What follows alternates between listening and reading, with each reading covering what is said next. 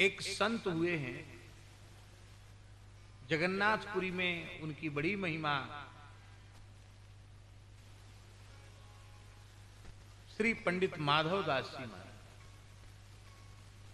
जिनके संबंध में नाभाजी ने कहा, विनय व्यास मानो प्रगट हुए जग को हित माधव कियो। प्रकांड विद्वान अपने समय के, और उनका जन्म कन्नौज शहर का था। कहां का था? कन्नौज। कान्यकुब्ज देश के रहने वाले थे, कान्यकुब्ज ब्राह्मण थे। इतने बड़े विद्वान थे कि तत्कालीन राजा महाराजा सब उनका गुरु रूप में आदर करते थे।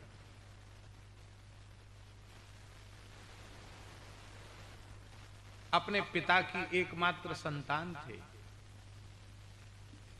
और उनका विवाह हुआ। पत्नी एक पुत्र को जन्म देकर मर गई।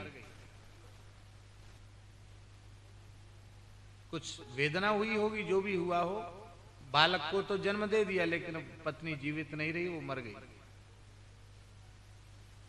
मर गई तो उसका संस्कार किया गया। अब लोगों में यह था कि भाई नवजात बालक का पोषण कैसे होगा? दूसरा विवाह करो। कम आयु में विवाह हो जाते थे।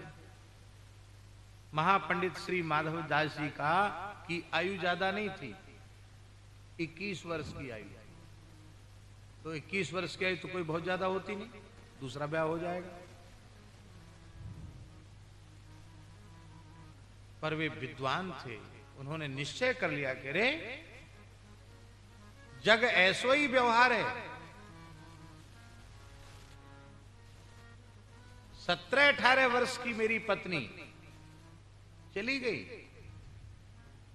पिताजी और सब लोग कहते तेरे ही मेरे ही हो गई है, अब तो दूसरे ब्याह की तैयारी करो, क्योंकि बच्चे का पोषण कैसे होगा? बच्चे का पोषण घर गृहस्थी कौन संभालेगा? रोटी कौन बनाएगा? उन्होंने मना कर दिया। जब बहुत आग्रह किया गया तो माधव दास जी ने कहा, एक शर्त पर विवाह कर सकते हैं। कोई प्रामाणिक रूप से यह लिख करके दे कि हम विवाह करेंगे तो हम नहीं मरेंगे, अथवा जिस कन्या से विवाह करेंगे वो नहीं मरेगी, अथवा उसकी संतान नहीं मरेगी। अब ये लिख के कौन दे? अरे बोले पागल हो गए हो क्या? कब कौन शरीर नष्ट हो जाएगा इसको कोई नहीं जान सकता। काल आयु को नहीं देखता है। हुक्म भया कोई रहन न पावे, मलुकदास जी ने लिखा है।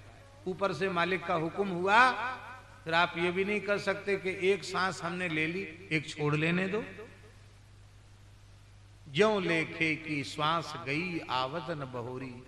जो श्वास लिया है वो ऐसे श्वास लिया, ऐसे करने की फुर्सत भी नहीं दी, ऐसे में चले गए, खत्म।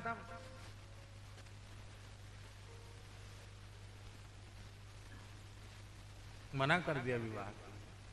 मैं आजीवन संयमी सदाचारी का जीवन पालन करता हुआ मैं रहूंगा, लेकिन मैं विवाह नहीं करूंगा।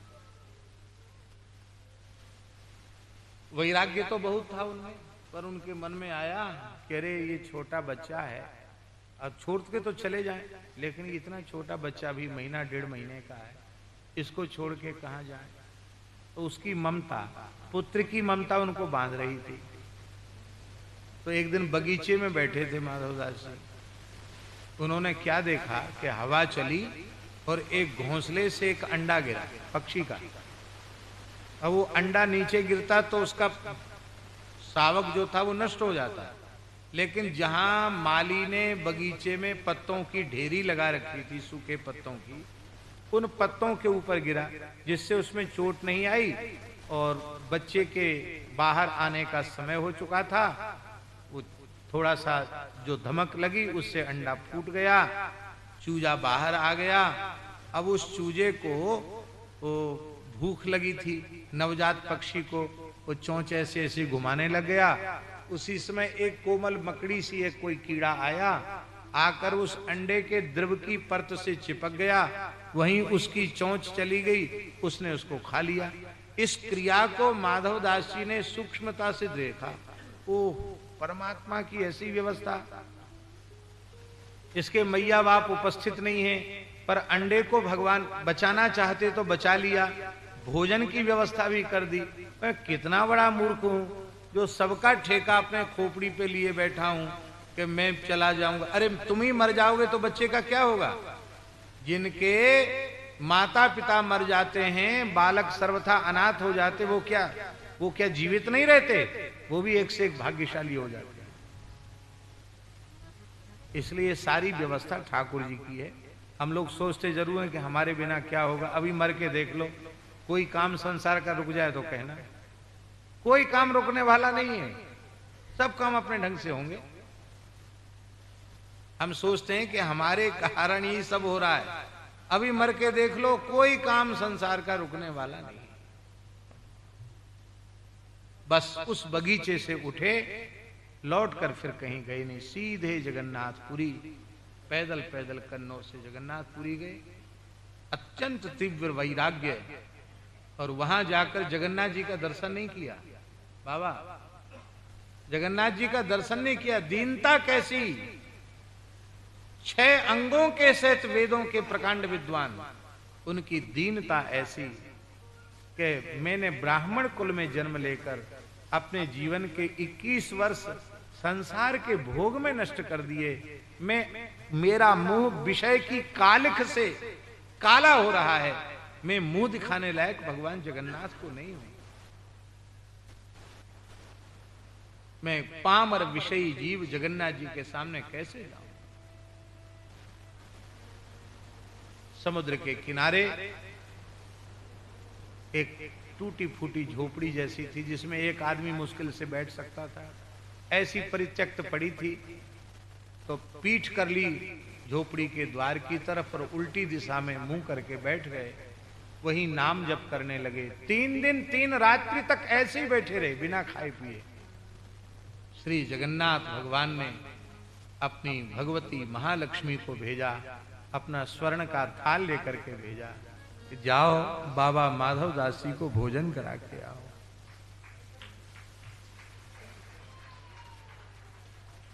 अब शयन भोग जगन्नाथ जी का रत्न वेदी का स्वर्ण थाल वहां पहुंच गया। सवेरे मंदिर खुला, थाल गायब। पंडित पुजारियों पर ही सबसे पहले आती है ना कि भाई मंदिर में पुजारी तो तुम ही हो, थाल कहां चला गया? उसी समय भगवान ने पुरी नरेश को स्वप्न दिया, मेरे प्राण प्यारे भक्त बाबा माधवदास जी भजन कर रहे हैं, मैंने लक्ष्मी जी के द्वारा उनको थाल भेजा है, मेरा थाल वहां रखा है, किसी पंडित पुजारी को सताना नहीं, उसको ले आओ। राजा ने तुरंत थाल ला करके राजगुरु पद पर वे प्रतिष्ठित हुए। लेकिन जीवन ऐसे ही फक्कड़ों के जैसा। माधवदास बड़ा विलक्षण जीवन चरित्र है। उन्हीं माधवदास जी के जीवन की घटना है कि उनके अतिसार हो गया, दस्त होने लग गए, बुखार आ गया और एकांत में समुद्र के किनारे जाकर पड़ गए कि किसी को पता न चले, दूसरे को कष्ट क्यों देना।